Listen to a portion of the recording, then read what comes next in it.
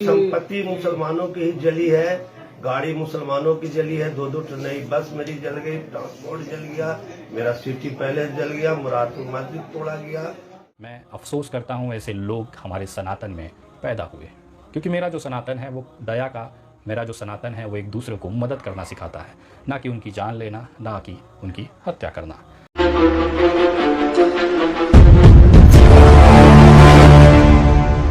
कुछ पल का गुस्सा, मन में पल रही नफरत, आपके आसपास फैल रही वो कट्टरवादी जहरीली हवाएं आपको तैयार कर देती हैं कि आप किसी का भी कत्ल करने के लिए थोड़ा सा भी संकोच नहीं करेंगे या फिर सोचेंगे नहीं।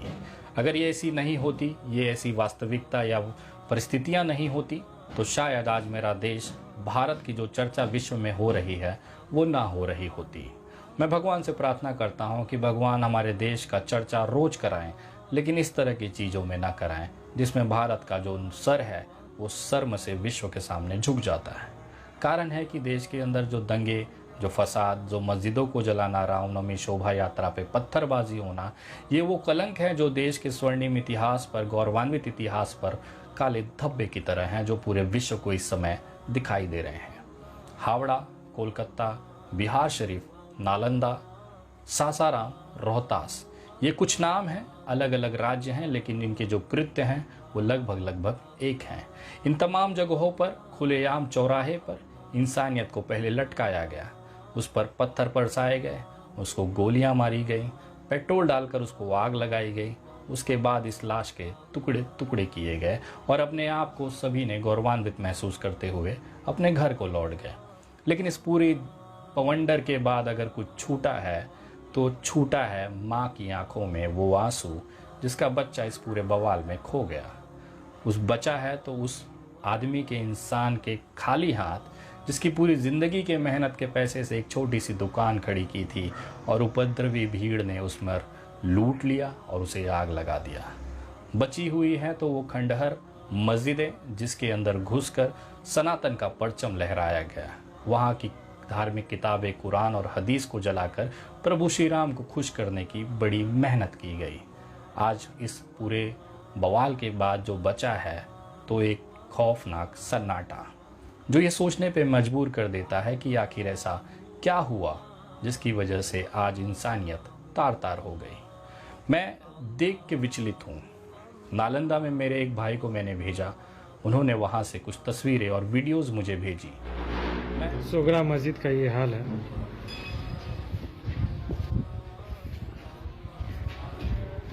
दंगाइयों के द्वारा तोड़ फोड़ की गई है, बहुत भयावह तरीके से तोड़ी गई है। कौन मस्जिद है? ये सोगरा कॉलेज की मस्जिद है। कितने तारीख की घटना है ये? घटना है 31 दिसंबर शाम के 5:30 बजे, रोजा के वक्त। रोजा के वक्त मस्जिद में लोग थे? लोग मस्जिद में, यहाँ इमाम साहब थे। इमाम साहब को लोगों ने मारने की कोशिश की है। इमाम साहब किसी तरह अपनी जान बचा के निकले।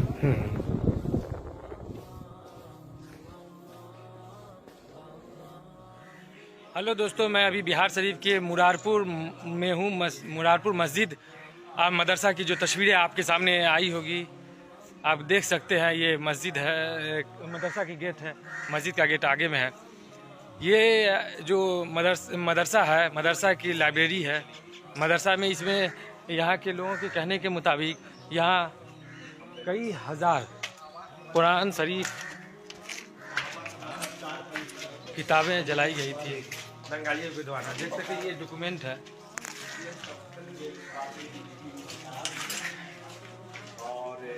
ये किताबें अभी भी आप देख सकते हैं।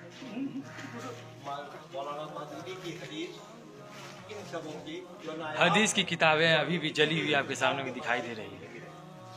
ये हदीस की किताबें हैं। 4000 किताबें, 4,500 इसमें करीब 4,500 किताबें हैं, हदीस, कुरान और बच्चों की।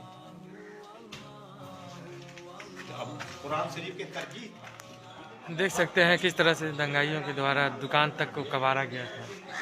फिर इसके बाद ये जो पेड़ पौधा है, कच्चा पेड़ में आग लगा दी। चला तो क्या हुआ था चाचा? कौन जगह है, क्या मामला? ये मेरा मोहल्ला है, मोहल्ला गगन दीवान है। मेरा नाम मोहम्मद अकबर आजाद है। जिला का नाम क्या है? जिला नालंदा है। क्या हुआ था मामला? यहाँ जो है पुलिस स्टेशन में मिली भगत सरकार के से जो है दंगा हुआ, मुसलमानों के साथ एक तरफा दंगा हुआ। प्री प्लान था ये। सिर्फ मुसलमानों के ही साथ हुआ दंगा? दंगा में मुसलमानों ही की संपत्ति मुसलमानों की ही जली है। गाड़ी मुसलमानों की जली है। 2-2 नई बस मेरी जल गई, ट्रांसपोर्ट जल गया, मेरा सिटी पैलेस जल गया, मुरादपुर मस्जिद तोड़ा गया, अजहरिया मदरसा को जला दिया गया। इस तरह से बहुत सी चीजें, अनवर मियाँ की स्टेशनरी की दुकान थी उसको जला दिया गया और हमको जानबूझ के टारगेट करके मारा गया। क्योंकि अंजुमन के हम सेक्रेटरी हैं। ये कार्ड क्यों मिला आपको? क्या किस काम के लिए? ये कार्ड मिला था इसी के लिए, डीएम साहब ने दिया था एसडीओ के मार्फत से कि आप भीड़ भाड़ में जाइएगा तो आपका परिचय है। मगर ये देख के कांधे में गले में लगा के हमको पिटवाया गया। अभी सर में टाका है? सर में 9 टाका है। मैं सोच में पड़ गया कि मेरे सनातन में इतने कमज़ोर लोग भी हैं, ऐसे हताश और निराश लोग भी हैं जिनको मस्जिदों में घुसते समय थोड़ा सा भी संकोच नहीं हुआ। मेरे सनातन में ऐसे लोग भी हैं जो किसी के धार्मिक किताब को जलाते हुए अपने आप को गौरवान्वित महसूस कर रहे थे। मैं अफसोस करता हूँ ऐसे लोग हमारे सनातन में पैदा हुए, क्योंकि मेरा जो सनातन है वो दया का, मेरा जो सनातन है वो एक दूसरे को मदद करना सिखाता है, ना कि उनकी जान लेना, ना कि उनकी हत्या करना। आज मैं देख रहा हूँ कि सैकड़ों साल पुरानी मदरसे अज़ीज़िया में केवल राख, टुकड़े, ईंट और पत्थर पड़े हुए हैं। ये कहीं न कहीं हम जैसे तमाम सनातनियों के लिए सर को झुकाने वाली शर्मनाक बात है। मैं दावे के साथ कहता हूँ कि जिन्हें भी इंसानियत में विश्वास होगा वो मेरी बातों से सहमत होंगे। इस बातों का बुरा उन्हीं को लगता होगा जिनको मुसलमानों से नफ़रत उनके दिलों में बनाई जा रही होगी, जिनको लगता होगा कि 125 करोड़ की हिंदू सनातनी आबादी होने के बाद भी एक 19 करोड़ का मुसलमान हम पर हावी हो सकता है। उनको ये गलत जानकारी, प्रोपोगेंडा, वीडियोज़ और फोटोज़ के माध्यम से ये बताया जाता है कि अगर आप नहीं जागे तो मुसलमान आपको कत्लेआम कर देगा। शायद यही कारण था कि बार बार इस तरह की चीज़ों में पड़ने के बाद इस तरह के दंगे होने स्वाभाविक हैं। लेकिन इन सब के बीच में अगर किसी का फ़ायदा हुआ है तो वो है सियासत का। एक पार्टी दूसरे पार्टी पर आरोप प्रत्यारोप करती है, एक पार्टी दूसरे को इसकी जिम्मेदार ठहराती है। लेकिन इस तमाम चीज़ों के बीच में उस माँ से जाकर कोई नहीं पूछता कि तुम्हारे बेटे की स्थिति क्या है, जो इस समय कब्र में लेटा हुआ या चीता पे जल रहा होगा। उस माँ के पास पहुंचकर उसके आंसू पोंछने के लिए कोई सियासत, कोई राजनीतिक दल नहीं पहुंच रहा है। मैं अपने आप को बहुत शर्मसार महसूस करता हूँ जब ये परिस्थितियों को देखने के बाद ये समझता हूँ कि मेरे ही सनातन धर्म से कुछ ऐसे लोग हैं, कुछ ऐसे जाहिल हैं, मेरे ही सनातन धर्म में ऐसे कमज़ोर निराश लोग हैं जो किसी की हत्या, किसी के घर में घुसकर आग लगाना, दुकानों को लूटने, मस्जिदों को तोड़ने में अपने आप को बहुत बड़े शूरवीर समझते हैं। मैं आज एक घोषणा करने जा रहा हूँ। बहुत जल्द मैं नालंदा, बिहार शरीफ, सासाराम और रोहतस पहुँचूँगा। वहाँ पर जिन जिन मस्जिदों में मेरे सनातन परिवार के लोगों ने घुसकर आगजनी की, किताबों को जलाया, कुरान को जलाया, हदीस को जलाया, उन तमाम मस्जिदों में जाकर विनय दुबे अपनी तरफ से सैकड़ों कुरान, हदीस की किताबें भेंट कर कर अपने जो सनातनियों की तरफ से जो गलती है उसकी माफ़ी वहाँ पर जाकर मांगेगा। मेरी कोशिश है कि देश के अंदर एक मिसाल पेश करने की कि राजनीतिक लाभ लेने के लिए कुछ नकली हिंदू सनातनी जिस तरह से मस्जिदियों में जाकर तोड़फोड़ कर रहे हैं, उसी के सामने एक धर्मनिरपेक्ष, एक सेकुलर सनातन हिंदू भी है जो कि हिंदू और मुस्लिम भाईचारे को लेकर आगे बढ़ता है। और उसी के प्रक्रिया में मेरी तरफ से, क्योंकि मैं एक ब्राह्मण हूँ, सनातनी हूँ, मेरा ये फ़र्ज़ बनता है कि एक कदम आगे बढ़ाकर उन तमाम मेरे मुसलमान भाइयों के साथ खड़े होना इस समय बहुत ज़रूरी है। उनको ये नहीं लगना चाहिए कि जिस तरह से आज़ादी की लड़ाई के बाद से 2023 तक भारत की विकास और सारी गतिविधियों में जिस तरह से उन्होंने एक सहयोग दिया, आज भारत जिस मुकाम पर है उसमें उनकी भी हिस्सेदारी है। आज भारत की जो खूबसूरती है उसमें उनका भी मेहनत और खून मिला हुआ है। इन तमाम चीज़ों को देखने के बाद उन्हें ये महसूस नहीं होना चाहिए कि आज वो अकेले और एकदम साइड में पड़े हैं।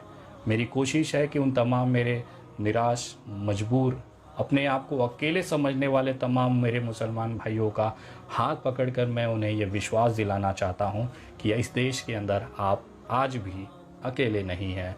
विनय दुबे जैसे तमाम सैकड़ों हिंदू भाई, सनातनी भाई आपके साथ खड़े हैं।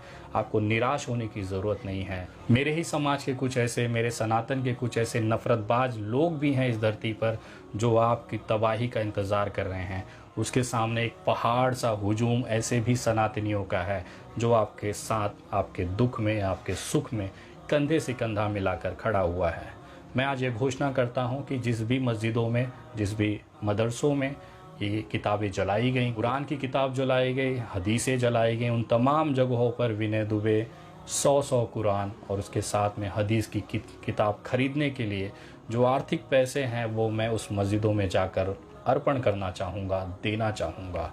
मैं दिखाना चाहता हूँ इस देश को कि आप भले ही मस्जिदों को जला दो, कुरानों को जला दो, लेकिन विनय दुबे जैसे सैकड़ों करोड़ों लोग हैं जो आज भी अपने मुसलमान भाइयों को ये महसूस नहीं होने देंगे कि आप अकेले हैं। इस दुख की घड़ी में पूरा देश आपके साथ है। अगर आप भी इस तरह के जो तबाह हुए मस्जिदों में, मदरसों में अगर आप कुरान की किताब या हदीसें देखकर उसको वापस से गुलजार बनाना चाहते हैं, उन तमाम दंगे में जो पीड़ित हैं, चाहे वो हिंदू हों चाहे मुसलमान हों, उन तमाम लोगों को उनके घाव पर मरहम लगाना चाहते हैं, तो आप भी इस मुहिम से जुड़कर एक साथ आकर इन तमाम लोगों को राहत देने का काम करें। मैं व्यक्तिगत तौर पर यह संकल्पित हूँ कि जितनी भी मस्जिदें, जितने भी मदरसे वहाँ पर जलाए गए हैं, जिनकी किताबें जलाई गई हैं, वहाँ प्रत्येक मस्जिद और प्रत्येक मदरसे में 100 कुरान की किताबें, उसके बाद हदीस के लिए जो भी पैसे उनको लगने हैं वो विनय दुबे अपनी तरफ से स्वेच्छा से उनको देना चाहता है। लेकिन कुछ वीडियोस में मैंने देखी कि 4-4 हज़ार के आसपास किताबें जलाई गई हैं। इन 4,000 किताबों को खरीद कर वापस से इस तमाम चीज़ों को गुलजार बनाने के लिए हम सबको आगे आना पड़ेगा। मैं आप तमाम लोगों से एक अपील करना चाहता हूँ कि दंगे में बर्बाद हुए उन तमाम पीड़ित परिवारों को मदद करने के लिए, जिनके बच्चे इस दंगे के दौरान में ख़त्म हो चुके हैं, लाशें गिर चुकी, उनको बर्बाद कर दिया गया, किसी माँ की कोख इसमें उजड़ी है, किसी का दुकान तबाह हुआ है, ऐसे तमाम लोगों को इनके घाव पर मरहम लगाकर इस देश की एकता और अखंडता को दिखाने का समय आ गया है।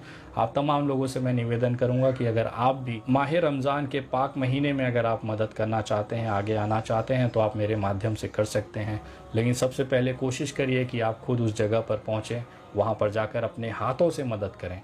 अगर आपके साथ में ये मुमकिन नहीं है तो आप मेरे माध्यम से भी ये चीज़ें कर सकते हैं। मैंने एक हेल्पलाइन नंबर जारी कर रहा हूँ जहाँ पर दंगे में पीड़ित लोगों के लिए आर्थिक मदद का आह्वान मैं करता हूँ, कुरान खरीदने के लिए आह्वान करता हूँ, हदीस के किताबों के लिए वहाँ पर मस्जिदों को वापस से, मदरसों को वापस से गुलजार करने के लिए मैं आप तमाम लोगों से निवेदन करता हूं कि जितना ज़्यादा हो सकता है ज़्यादा से ज़्यादा लोगों को मदद करें, क्योंकि आज जिस तबाही के बाद वो इकलौते बगल में बैठा दिए गए हैं, न सरकार मदद कर रही है, ना कोई संस्थाएं मदद कर रही हैं। तो ये हमारा फ़र्ज़ होता है, ये भारत के हर एक नागरिक का फ़र्ज़ होता है कि उनके इस घाव पर मरहम लगाया जाए।